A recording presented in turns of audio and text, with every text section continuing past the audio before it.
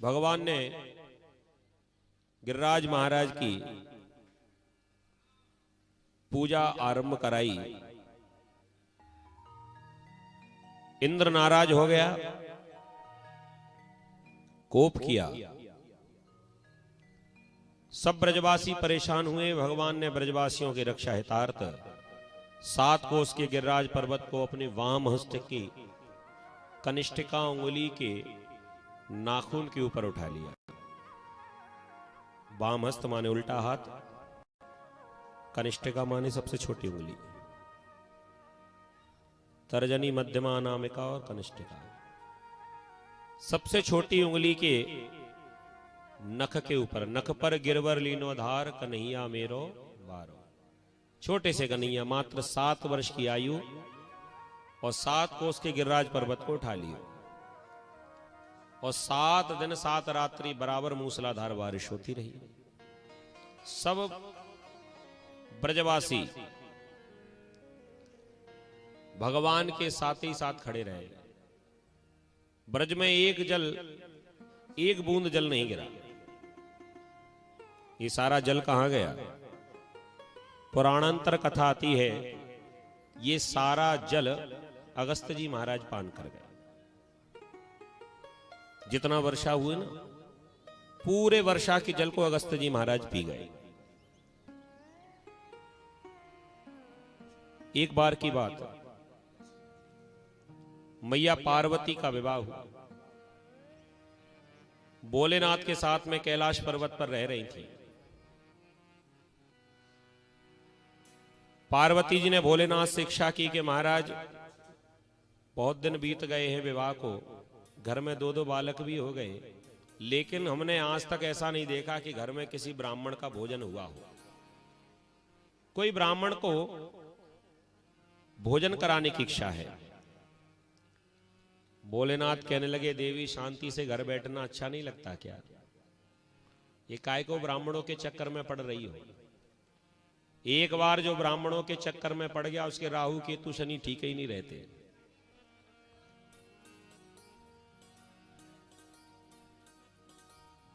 इसलिए शांति से रहो। कह दिया नहीं।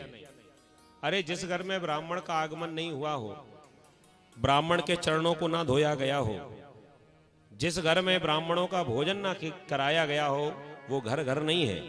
शमशान तुल्यानि ग्रहानि तानि, तो शमशान के बराबर है। तो भोलेनाथ कहने लगे, तो अपना ठिकाना भी तो शमशान में ही है। एक क्या, हजारों ब्राह्मणों को भोजन कराओगी तब भी शमशान तो शमशान ही रहेगा। महाराज, आपकी बातों को हम नहीं मान रही हैं। मैं तो इतना चाहती हूं कि कोई ब्राह्मण आ जाए, भोजन कराना चाहती हूं। इतनी तो इच्छा आप पूरी कर ही सकते हो। भोलेनाथ ने कह दिया, ठीक है देवी। कितने ब्राह्मणों को भोजन कराओगी? कह दिया, लगभग 1000 तो हो ही।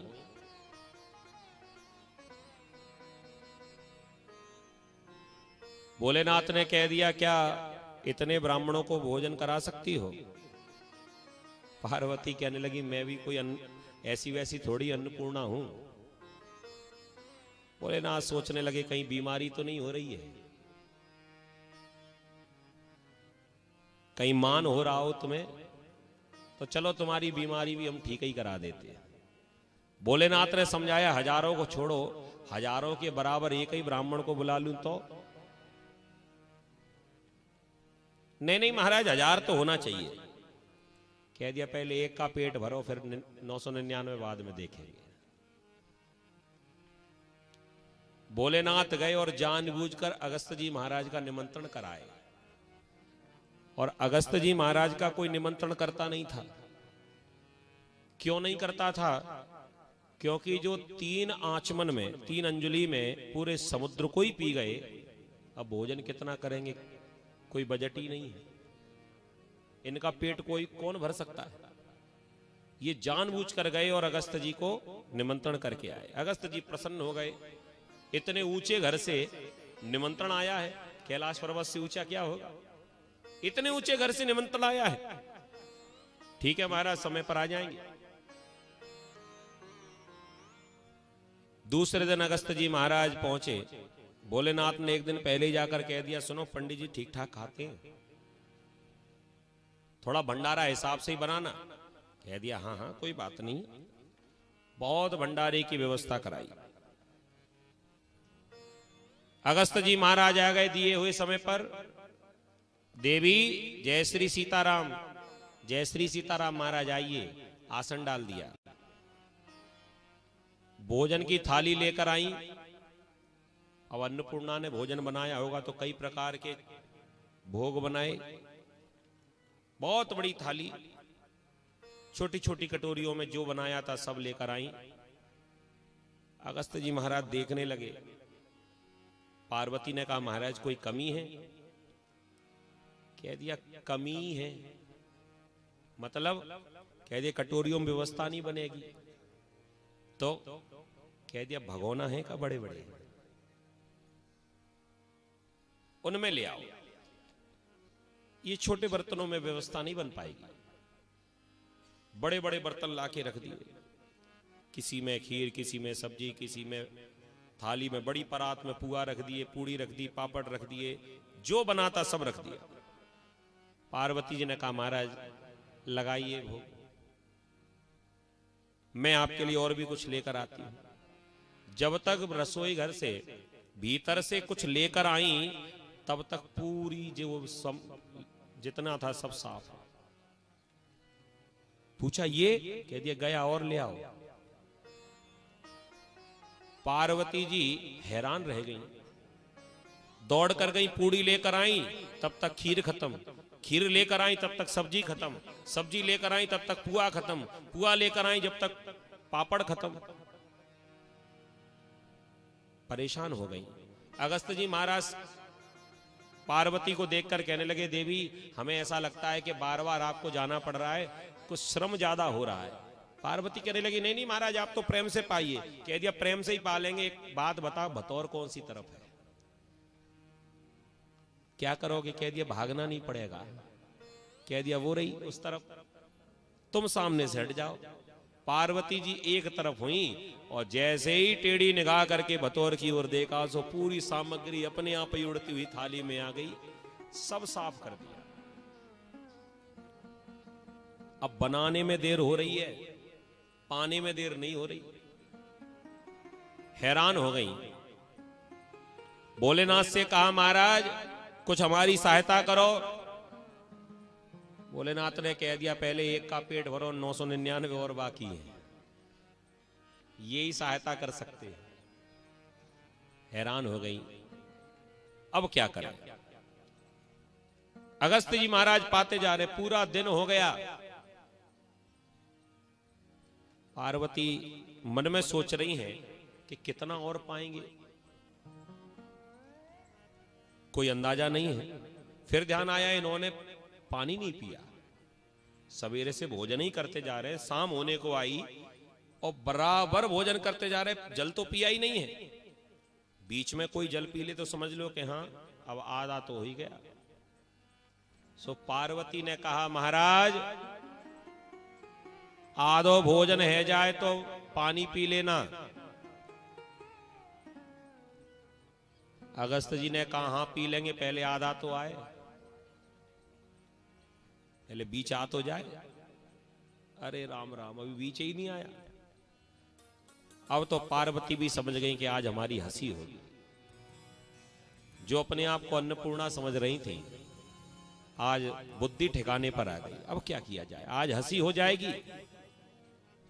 आज पति ने जब नहीं सुना तो पति के चरणों से ध्यान हटाकर जगतपति के चरणों में ध्यान लगा दिया। प्रभु आपकी लाज जाएगी, मेरा कुछ नहीं बिगड़ेगा, कृपा करके मेरी रक्षा करो। ये संसार वाले मुझे अन्नपूर्णा कहते हैं और महाराज यदि आज ये ब्राह्मण भूखा उठ गया तो बदनामी हो जाएगी। और भगवान कितने दयालु हैं, इतना ही कहा और तुरंत भगवान 5 वर्ष के छोटे से ब्राह्मण देवता का रूप बनाकर प्रकट हो गए। मैया बड़ी जोर की भूख लगी है, कछु भोजन बनो हो तो ले आओ। मैया ने माथा ठोका, ये कैसा भगवान सहायता कर रहे हो? अभी एक पंडित जी का पेट भरा नहीं, दूसरे और चले आए। अरे राम राम, आज तो बात बिगड़ गई। भोलेनाथ ने कहा, सर्वांतरयामी भोलेनाथ, देखो जी अब शाप मिलेगा, ये तो पक्की बात है, इसलिए एक काम करो, जैसे एक शाप तैसे दो शाप, एक को बुलाया है तब आया है और एक बिना बुलाए आया है, तो जो भी हो भूखा मत जाने दो। कह दिया कुछ बचा ही नहीं, अरे थोड़ा तो होगा, ले जाओ। भगवान जानबूझकर अगस्त जी के बगल में बैठ गए, मैया पत्तल लेकर आई, एक पूड़ी बची थी, थोड़ी सी सब्जी, और जाकर पत्तल पर रखी, देखने लगी ये क्या कैसे भोजन करेंगे। भगवान तो बचाने के लिए आए थे।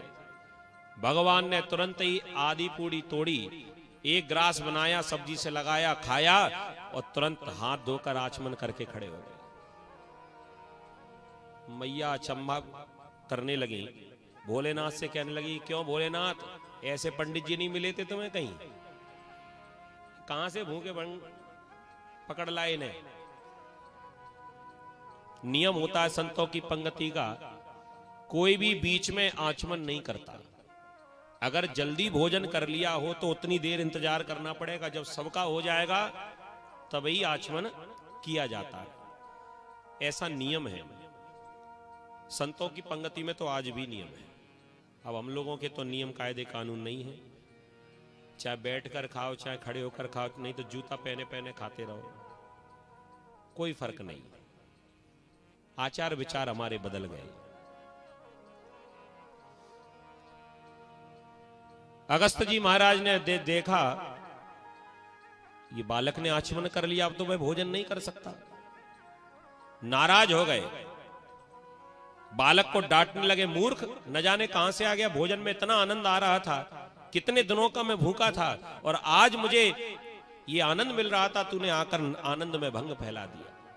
अगर तू 5 वर्ष से बड़ा नहीं होता, छोटा है इसलिए मैं तुझसे कुछ कहता नहीं हूं, अगर 5 वर्ष से ऊपर होता ना तो अभी शाप देकर भस्म कर देता। आवाज लगाकर कहने लगे, मैया अब हम भोजन नहीं करेंगे।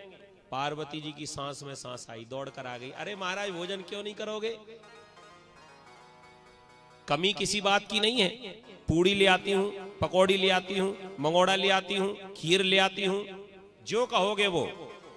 अगस्त जी कहने लगे, कमी तो मुझे दिख रही है, ये बैरी नहीं आता तो बता देता अभी। अब एक काम करो, जल की व्यवस्था कर दो। पार्वती ने भोलेनाथ से कहा, देखो महाराज अब ऐसे बैठे बैठे काम नहीं चलेगा, भोजन की व्यवस्था हमने कर दी, अब जल की तुम करो। भोलेनाथ ने गंगा जी से कहा कि आ जाओ। गंगा जी ने हाथ जोड़कर कहा, महाराज हम आपकी आज्ञा बिल्कुल नहीं मान सकते, ये बाबा बड़ा खतरनाक है, 3 आचमन में पूरे समुद्र को पी गया था, मेरा तो पता ही नहीं चलेगा। गंगा इतिहास में लिख जाएगी, फिर गंगा का कोई दर्शन नहीं कर पाएगा। अब तो नाराज होने लगे, ना तो पेट भरकर भोजन मिला और जल तो मिला ही नहीं। शाप देने को जैसे ही खड़े हुए, उतने में भगवान बगल में बालक बनकर आए थे, तुरंत चतुर्भुज रूप लेकर प्रकट हो गए। बोले नारायण भगवान की। भगवान को देखकर प्रणाम करने लगे। भगवान कहने लगे, अरे महाराज अगस्त जी शांत हो जाओ, ये भोले बाबा तुम्हें भोजन नहीं करा पाएंगे, ये जल नहीं पिला पाएंगे, विवश है। एक काम करिए, अगर आपकी संतुष्टि अभी ना हो पाई हो तो थोड़े दिन इंतजार करो, जब हम द्वापर में कृष्णावतार लेकर आएंगे तो इंद्र की पूजा बंद कराएंगे, तो 84 कोस में जितने पकवान बने होंगे वो सारे के सारे पकवान मैं तुम्हें ही खिला दूंगा, और इसके बाद इंद्र नाराज होगा तो गुस्से में आकर वर्षा करेगा, तो जितना भी जल बरसाए ब्रज के ऊपर सारा का सारा जल तुम ही पी जाना, तुम्हारी प्यास भी बुझेगी और हमारे ब्रज की रक्षा हो जाएगी, दोनों का ही काम होगा। भगवान ने आश्वासन दिया और वही आज अगस्त जी महाराज ने पूरे जल का पान किया। 7 दिन 7 रात्रि बराबर वर्षा होती रही, लेकिन ब्रज में अभी भी धूल उड़ रही है।